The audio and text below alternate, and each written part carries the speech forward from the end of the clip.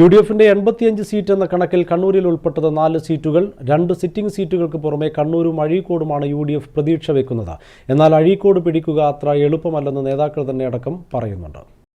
നിയമസഭാ തെരഞ്ഞെടുപ്പിൽ UDF 100 seat എന്ന വലിയ അവകാശവാദം പുറത്തു പറയുന്നുണ്ടെങ്കിലും പ്രതീക്ഷിക്കുന്നത് 85 സീറ്റ്.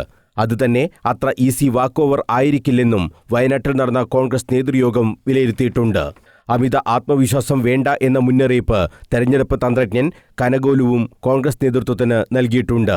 85-ൽ എത്താൻ കണ്ണൂർ ജില്ലയിൽ UDF പ്രതീക്ഷിക്കുന്നത് 4 സീറ്റാണ്. ഇരിക്കൂർ, പേരാവൂർ സീറ്റുകൾക്ക് പുറമെ കണ്ണൂർ, അഴീക്കോട് സീറ്റുകളാണ് ജയിക്കാൻ കഴിയുന്ന മണ്ഡലങ്ങളുടെ പട്ടികയിൽ ഉൾപ്പെടുത്തിയിട്ടുള്ളത്.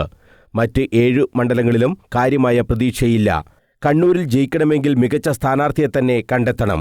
തദ്ദേശ തെരഞ്ഞെടുപ്പ് ഫലം മാത്രം കണ്ട് മുന്നോട്ടു പോയാൽ തിരിച്ചടി ഉണ്ടാകും. കണ്ണൂരിനേക്കാൾ കടുപ്പം അഴീക്കോടാണ്. തദ്ദേശ തെരഞ്ഞെടുപ്പിലും പ്രതീക്ഷിച്ചത്ര മുന്നേറ്റം അഴീക്കോട് മണ്ഡലത്തിൽ ഉണ്ടാക്കാനായില്ല. കോർപ്പറേഷൻ പരിധിയിൽ മാത്രമാണ് നേട്ടം. ജില്ലാ പഞ്ചായത്തിലെ അഴീക്കോട് ഡിവിഷൻ വോട്ട് നില UDFിന് മുന്നറിയിപ്പാണ്.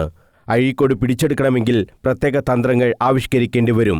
MLA എന്ന നിലയിൽ KV സുമേഷ് മണ്ഡലത്തിൽ ഉണ്ടാക്കിയ സ്വീകാര്യതയാണ് UDFിനുള്ള ഏറ്റവും വലിയ വെല്ലുവിളി. UDF അനുകൂല തരംഗം ആഞ്ഞടിക്കുന്ന ഒരു സാഹചര്യം ഉണ്ടായാൽ മാത്രമാണ് അഴീക്കോട് ചലനം സൃഷ്ടിക്കാനാവുക. താഴെത്തലം മുതൽ ഇപ്പോൾ തന്നെ പ്രവർത്തനങ്ങൾ ആസൂത്രണം ചെയ്യാൻ മുസ്ലിം ലീഗ് പ്രവർത്തക സമിതിയും തീരുമാനിച്ചിട്ടുണ്ട്. ജില്ലാ പ്രസിഡന്റ് അഡ്വക്കേറ്റ് അബ്ദുൽ കരീം ചേലേരിയെ തന്നെ പാർട്ടി ഇതിനായി ചുമതലപ്പെടുത്തുകയും ചെയ്തു. കാസർഗോഡ് ജില്ലയിൽ 3 സീറ്റാണ് UDF പ്രതീക്ഷിക്കുന്നത്. 2 സിറ്റിംഗ് സീറ്റുകൾക്ക് പുറമെ ഉദുമയാണ് UDF ലക്ഷ്യമിടുന്നത്. വയനാട്ടിൽ ആകെയുള്ള 3 സീറ്റും ജയിക്കുമെന്നാണ് കണക്കുകൂട്ടൽ. കോഴിക്കോട് ജില്ലയിൽ നിന്ന് 8 സീറ്റ് വേണം. മലപ്പുറത്ത് 16-ൽ 16ഉം കിട്ടണം.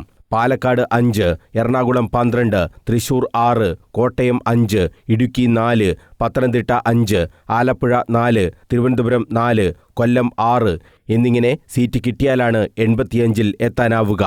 UDFിന് 100 സീറ്റിൽ എത്തണമെങ്കിൽ ന്യൂനപക്ഷ വോട്ട് ഏകീകരണത്തിലൂടെ UDF അനുകൂലമായ തരംഗമുണ്ടാകണമെന്നാണ് പൊതുവായ വിലയിരുത്തൽ.